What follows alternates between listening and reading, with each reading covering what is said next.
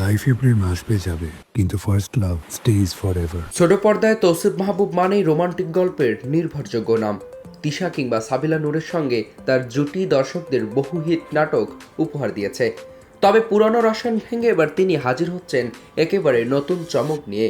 তৌসিফের হাত ধরে এবার নায়িকা হিসেবে আত্মপ্রকাশ করেছেন মিস ওয়ার্ল্ড বাংলাদেশ শাম্মী ইসলাম নীলা। হাসিব রাখি পরিচালিত ওয়েব ফিল্ম ফার্স্ট লাভের মাধ্যমে প্রথমবারের মতো জুটি বাঁধলেন তারা। এক দশকের কেরিয়ারে বহু নায়িকার সঙ্গে কাজ করলেও তৌসিফ এবার বাজি ধরেছেন সুন্দরীর মুকুটজয়ী নীলার উপর। এর আগে তৌসিফের লাভসাপ নাটকে ছোট্ট একটি ক্যামিও চরিত্রে দেখা গিয়েছিল নীলাকে।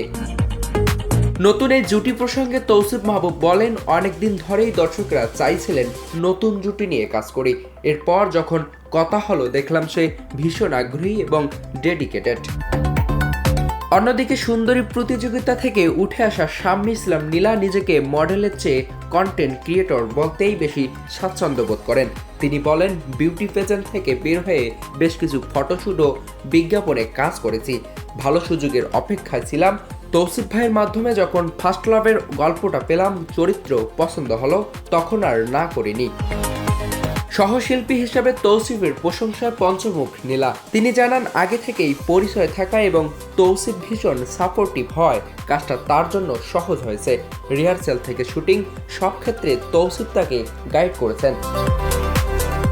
নীলাকে নিয়ে তৌসিফও বেশ আশাবাদী। তিনি বলেন, এর মধ্যে পটেনশিয়ালিটি আছে, নিজের গুণটা সঠিকভাবে কাজে লাগাতে পারলেও অনেক দূর যাবে।